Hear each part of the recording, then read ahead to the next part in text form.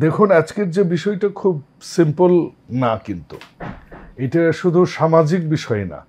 এটা রাষ্ট্রীয় বিষয়ও না, এটা কিন্তু একটা শিক্ষাঙ্গনের পার্টিকুলার শিক্ষাঙ্গনের বিষয়ও না, এটা পুরা একটা জাতির বিষয় হিসেবে দাঁড়িয়েছে।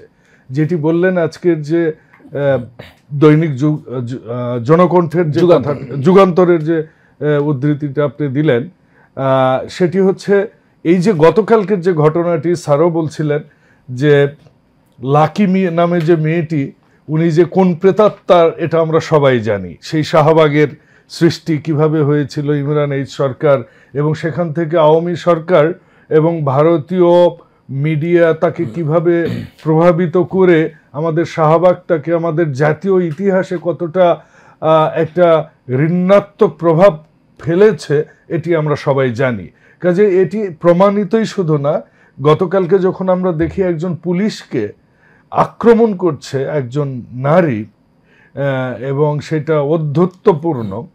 এবং পুলিশ সহ্য করে যাচ্ছে এবং অনেকটা একেবারে অযৌক্তিকভাবে, এবং সেটা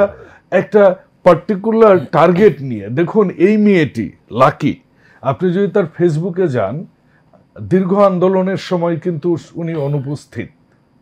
আর 5 তারিখের পর দেখবেন উনি ডক্টর ইউনূসকে কটাক্ষ করে প্রত্যেক মুহূর্তে দিনে 10টা-15টা তার ফেসবুকে স্ট্যাটাস দিচ্ছে। এবং শুধু তাই না, এই লাকি কিন্তু আওয়ামী পিরিয়ডেও তো আমাদের দেশে শুধু এই 8 বছরের শিশু বা 6 বছরের শিশু না, 4 বছরের শিশু ধর্ষিত হয়েছে, এবং এই সমাজ ব্যবস্থাটাকে আওয়ামী সরকার ওই পর্যায়ে নিয়ে গেছে। কিন্তু আওয়ামী লীগের সময় যেসব ধর্ষণের ঘটনা ঘটেছে, এই সব তথাকথিত আওয়ামী প্রেতাত্মাদের, এদেরকে তথাকথিত এই নারীবাদীদের কিন্তু তখন আমরা রাস্তায় দেখিনি। এই যে যারা শাহবাগে এসেছে,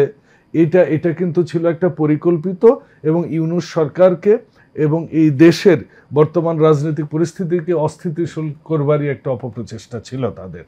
যে কথায় আমি আসতে চাই সেটি হচ্ছে, স্যার একটি চমৎকার কথা বলেছেন, সেটি হচ্ছে যে একটা সময় ছিল যে সমাজে আমরা বড়দের দেখলে দাঁড়াতাম,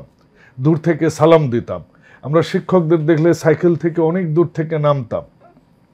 শিক্ষক ছাত্রের সম্পর্ক ছিল অন্যরকম, অ্যাডমিনিস্ট্রেশন ছিল, আমরা ভয় পেতাম, আমরা বলতাম এই শান্তিনারায়ণ ঘোষ আসতেছে এই দিক দিয়ে। আমি হিসাব বিজ্ঞান বিভাগের ছাত্র, এই জন্য এই স্যারের নাম বললাম। তো আমাদের সেই সময়ে আমরা যে দুষ্টুমি করতাম না হলে তা নয়, আমরা পয়লা বৈশাখ উদযাপন করতাম না তা নয়, আমরা যে আনন্দ ফুর্তি করতাম না তা নয়, কিন্তু তখনকার সেই সমাজ ব্যবস্থা, এটা কিন্তু 15 বছরে একদম তিলে তিলে ভেঙে গেছে। কারণ যখন আমার পেশাজীবীরা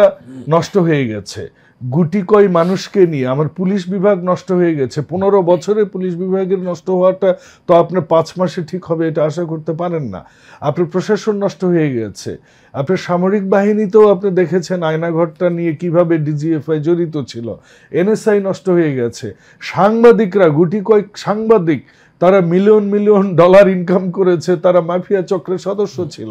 ব্যবসায়ীরা ছিল, শিক্ষকরা ছিল, ইমাম সাহেবরা ছিল। কাজে এই দেশটা এত দ্রুত ঠিক হয়ে যাবে এটা ভাববার কোনো কারণ নেই। তবে এই দেশের যে পরিস্থিতি, বর্তমান সরকার, আমরা আমাদের দল, আমাদের নেতা বেগম খালেদা জিয়া এবং